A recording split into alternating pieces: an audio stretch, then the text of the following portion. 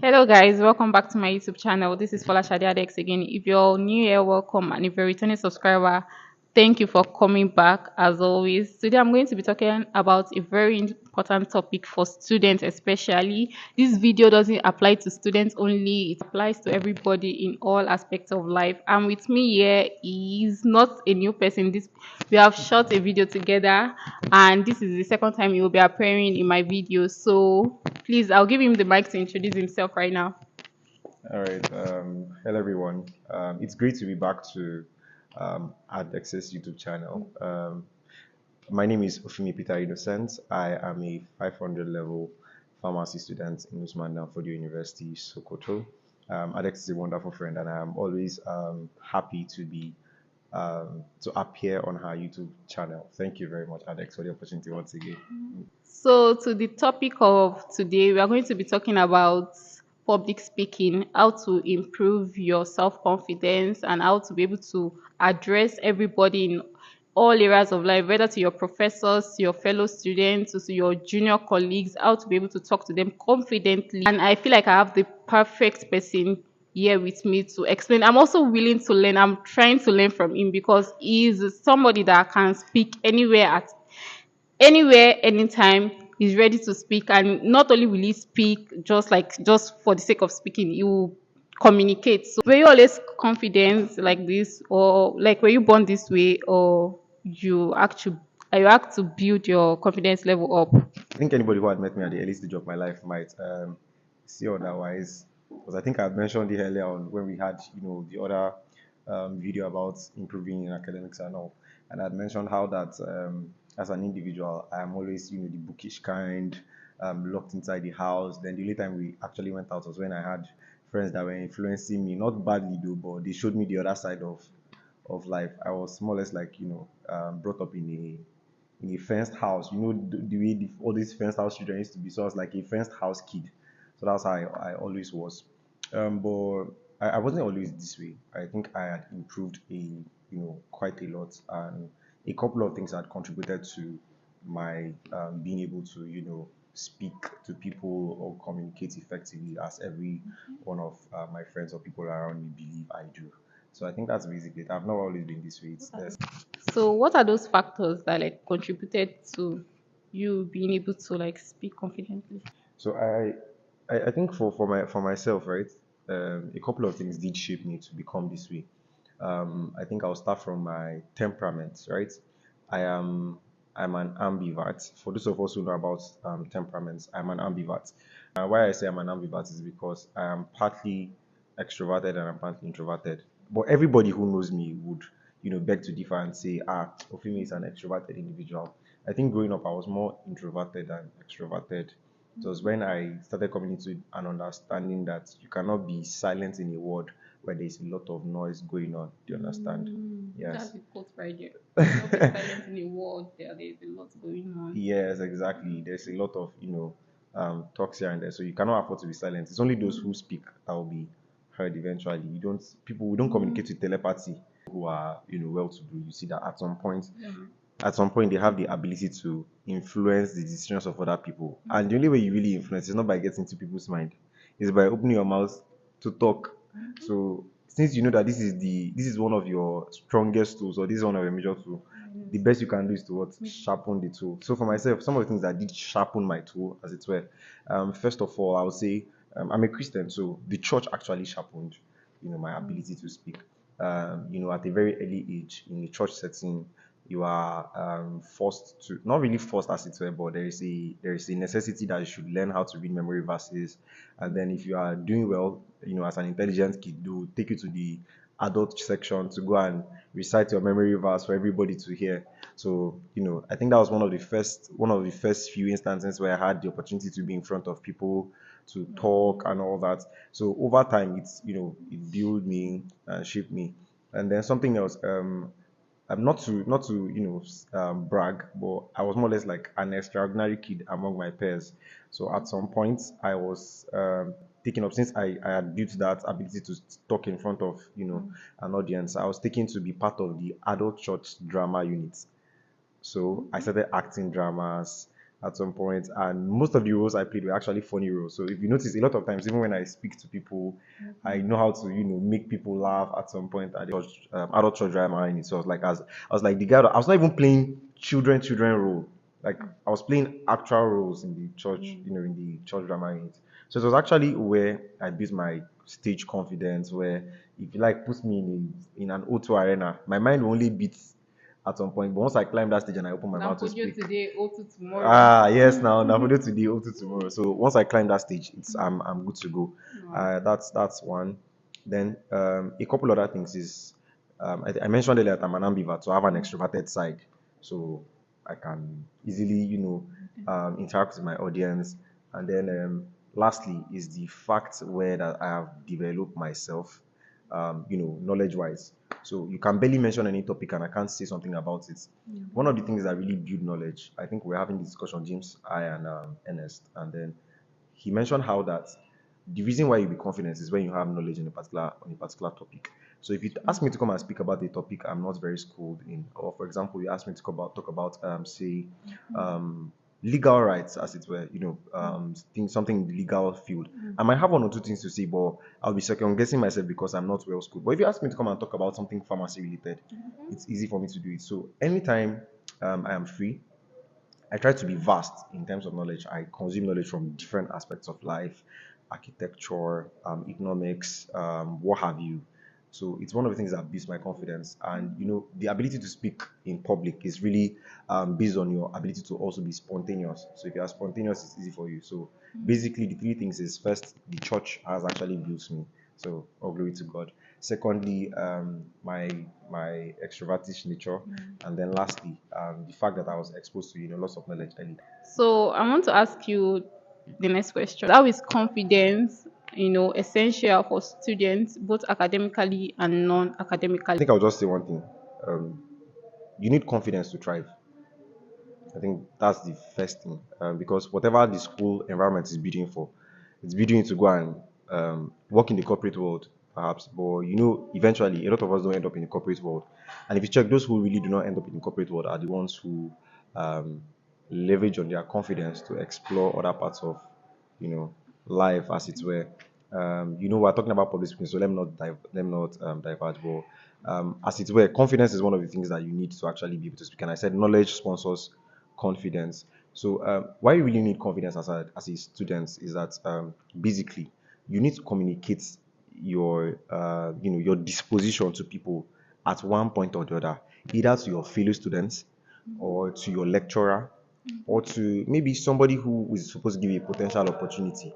So if you are not confident enough to approach people, I think there's one very profound experience we had one time. Permit me to share. It was Yemi Adeyemi Raymond. So we went to an eatery to eat, and then there was this guy we just saw for the first time, and the next thing my guy approached him, and I think the guy was working with USAID or something of that sort. Approached the guy and then got his contact, and I was just looking. I say, wow, the confidence with which he approached that guy. So he's still a student, but he has the that level of confidence to approach people. I think we were talking about it earlier, and I said somebody that can actually he can approach anybody.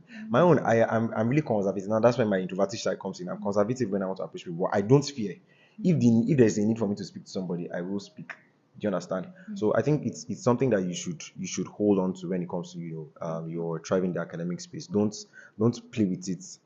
Like I said earlier on, knowledge is what sponsors confidence. So ensure you get relevant knowledge. If you're supposed to do a particular thing and confidence will be affected in, just ensure you are you know confident in that. I want to ask you, how can I and the people listening to me, how can we be a good speaker? How can we be a good orator, like stand in front of people and talk? What are the key things we need to know? Okay, so I'll just give you a quick tip. The reason why I am good as I am, is practice. I know I've said a couple of things saying the factors that contributed to me being very good. But the key thing is practice. Your ability to use a particular thing over and over. The more you use, the better you become. So for me, every opportunity I get to speak, I take it by the neck. Like I don't gamble with it. Whether it is my turn or it is not my turn, if I have the opportunity, I speak. So the more I'm doing it, the better I'm becoming at it. And for the person who is shy, you remain in your shyness, the opportunity will come. And the funny thing with speaking opportunities is that majority of the time, if the one you see now compared to if you see one now and then you allow it to pass, the next one you're going to see is going to be more difficult than this one. So, for example, some people are escaping opportunity to speak in front of their fellow students. The next time they will be getting an opportunity to speak might be in front of an employee or a potential client and all that. Those kind of things, you want to ensure that the any opportunity you get, no matter how difficult it is looking, use it. I think it's one of the ways I was able to win, the heart of my when I went to do my IT. I won the heart Public speaking. my bosses there. When they told me I was going to do a presentation, I just nodded my head. I went to go and prepare and jack the material very well. And then when I presented, I did well. My manager, deputy manager of the pharmacy, dashed me money afterwards because of how impressed he was. So it is because I have. Okay, I think we will remember, in 300 level, there was a general school oratory competition. I think there were two. There was one particular one, the first one. It was very impromptu. I was not prepared to even go for it. But then I went there and I won the best speaker award for that particular oratory competition. So despite, I think that was the most challenging I had gotten until up to that point, because I never competed for speaking. So that particular one was my opportunity, and then I took it. The next one came when I was going for the next one. I was going this time prepared. I'd watched a lot of what do you call it now, Toastmasters on YouTube and stuff like that. So that's those are some of the things that that's one thing. Practice every time. Every time you get the opportunity, take it. Then Front of a friend. yes, front of a friend's classmates. Then I'll give you two tips. When you want to speak to a group of people, um, just look through the audience and pick somebody who you are comfortable with and fix your eyes on them. Fix your eyes on them, especially somebody. Remember, I told you about my comedy experience. Especially somebody who's giving you good feedback. So you are talking and then you notice that there's somebody maybe nodding their head in the audience, right? Just fix your eyes on that person and use that person as your anchor, and just yes, if you can do that, it will be easy for you to speak. But my problem with rules in public speaking is that the more rules you have in your head, the higher the tendency to second guess yourself.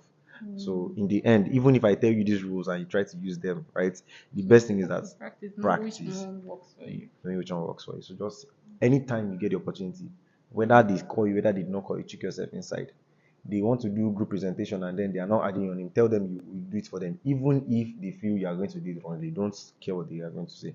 You're a student, you want to do group presentation. Don't go and be the one who's not participating. Participate actively, prepare and attempt to do it, and don't be afraid to fail. I think I should see this one because that's the major problem people have. They're afraid that if I now go and say the wrong thing, people will laugh at me. The thing is that if if we were working together now and one person fell down, right? After the next 5 minutes, we're going to forget that somebody fell down. But we human beings, we are always lost in our own head, thinking that, oh, everybody see me as the girl or the guy that fell down 30 minutes ago. But everybody has forgotten about you. Even when you do profound things and things that are just wonderful or extraordinary, after the first 1 hour, 2 hours, everybody's going to forget until they see you again. That brings me to the next question. How can a shy, introverted person be more vocal in class, outside class? I think it's related to what you've said earlier, but just give us. I think the first thing is this: understanding yourself actually comes to play. Are you really introverted, or you've been sold the idea that you're introverted? Yes, I think that's something else. Are you really introverted, or they've just told you that you're introverted and you've collected it, and then everything you are doing is conforming to introversion? Do you understand? Some people are not really introverted. They just buy the idea of the fact that, oh, people are telling that you're introverted. You're not really introverted. There are some people that you think are introverted, and when you give them the opportunity, Exactly, because when I'm with the right people, I'm very that's extroverted. But exactly. if I'm not really So close there's to there's them, a I'll very be high. just It's just like myself now. There are times when I talk with a lot of people and stuff, but there's a time when I really want to be alone. People don't even really know whether people. If I tell somebody that I have an introverted side, a lot of people do not believe, except somebody who is very close to me who has been with me. I think in the house, my mom complains a lot of times. She said I'll come to the house for holiday and then I'm not talking to anybody. Yes, because I can lock myself in the room from morning till evening. The only time you see me coming out is when I want to go and collect food. But then outside of the house, when I see people, I would interact. But there's a time when I need to, re-energize myself. So for an introverted person, I think I'll make a recommendation. There is this book by Susan Cain. Um, Quiet. That's the name of the book. I think the book is for introverted people. How to, I'm trying to remember the other phrase that came with it, but the book is called Quiet by Susan King. Search it, try to read it. If you read it, I think it will do a very big, Thank you very much, Ufume. So the next question is, how do you approach someone who seems intimidating, like a professor? the first thing I used to always ask myself whenever people are afraid to talk to somebody is that, first, will he slap me? They might do. No, like, will the person really slap you? Because at times we're just lost in our own head, thinking, yeah. It's not as if you're thinking whether the person will slap you or not, but you're just afraid, and you really do not even know what you're afraid of. You're just afraid of the person. Will the person slap you? People who seem intimidating, right, have portrayed themselves that way, right? But they will only be intimidating to those who want to be intimidated. You notice that there are some people who don't pick on everybody, like they only pick on some people, and they can't pick on other people, because you have to if you don't approach, if I'm somebody who is, for example, let's say I'm a bully now. Let's assume I'm a bully. If I'm a bully, is somebody who looks like my prey, I'll really, prey on. So if you are presenting yourself as timid and all, I'm afraid, and then they will bully you. There are people who I don't approach that way. I don't want to call names on this YouTube channel, but there's, but if they say this person is intimidating and all that, I mean, I don't used to fear the person. No. The question that always comes to mind is that, will the person slap me? First of all, you're not a stupid person, so it's only people who say stupid things that will be slapped. So you first of all get your story together, or whatever you want to say. Except maybe you've just done something stupid, but especially when I'm in the right place, or I'm in the right state, I will not go and say what will make somebody slap me. So I think that's the first thing. Will the person slap you? If the person will not slap you, that's fine, and tell the person, tell them. So can you tell us like common mistake people make when they are trying to network? I think the first and most common mistake people make is that, especially when you are trying to network upward, right? Like, people now, especially people who you feel are harder, because most of us, why we're networking is that you want to network with that very rich, or that very wealthy person, or somebody in their space that they look up to. They always approach, those networking, that particular opportunity with a what can I gain from this person mentality. That's the first mistake. People should, most of the time when you want to network that way, the first thing that should come to your mind is, what exactly can I offer this person? I know a lot of us, the next question that will come in some people's mind is, I can't really offer this person anything because the person has everything. Rich people don't really have everything. Like, they don't have everything. There's something at one point or the other that you can actually give. That's one. Then number two, another mistake we make is that we take networking upward. We give it more value than networking with somebody who's at your level. One of the mistake people make is that they forget to network people who are at their level, right?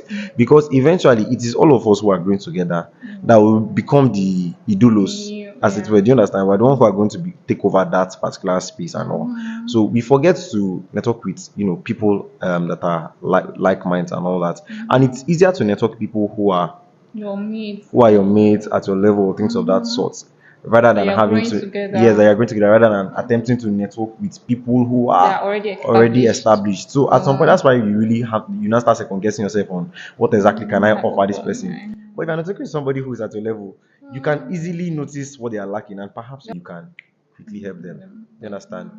I think there was something else I was going to say, but I skipped my mind, so let's slide. So final words of encouragement you have to the people listening. Okay, so I think I'll start this way. The first thing is this: number one is to practice. Is what I said from the very beginning. If you've been watching podcasts, right, and you've been, listening to speakers and all that, one of the things that will happen eventually is that you will need to practice. If you are still facing the same problem where you're having issues speaking, it's because you've not practiced. I said you want to ensure that you practice at every opportunity you get. Just practice. And I know the idea of standing in front of the camera sounds very, wonderful. I think the camera does not have, you don't have the fear of the camera scrutinizing you, but you can have fear of people scrutinizing you. You can even shoot the video and decide not to send it out. You can decide not to post it too. But the thing is this: ensure that every opportunity you get to speak in front of people, no matter how large, no matter how small the gathering is, maximize it. Right? I think we used to tell, there's this my friend, then we used to tell him that, go and give testimony in church. Even if you don't have any spectacular testimony, go to that front of church and tell church that you are grateful that you are alive. Even that alone self is something that's going to test your ability to actually speak in front of people. So the slightest opportunity you have, you want to ensure you maximize. Practice, practice, practice, practice, practice.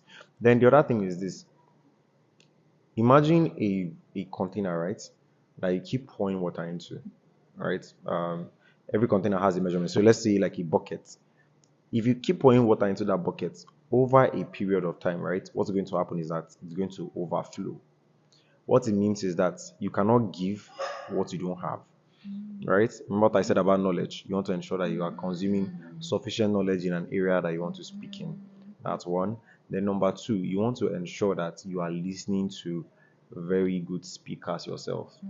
Listen to people like me, listen to people like Vusi Tembekwayo, listen to people like John Obidi, listen to people like you can go and look for videos of, yes, on YouTube you see a lot of them. Go and listen to them, especially the ones where they were actually doing public speaking, not that they were just speaking to a camera. Do you understand? So listen to the way they were spontaneous. Some of them, you know, they are humorous. They make some jokes and all that. So learn to listen and observe how they do things. If you're a Christian and you're in a church, or you're a Muslim and you know you're in a mosque, you listen to the way your imam or your pastor, you know, gives a sermon. Notice his expression. Notice his gestures and all that. These are some things that you are going to be taking note of. So there's a difference between you and an average person who is just watching for the sake of listening to the message, rather than when you are listening to notice how the message is being communicated. Over time, you begin to learn how to do, you know, the whole public speaking thing properly. And while you are doing all this correlation of, you know, activities and how things are done, you want to ensure that you are practicing. You see that thing that they used to tell us when we were coming in secondary school or in primary school, where they say practice makes perfect. True, true.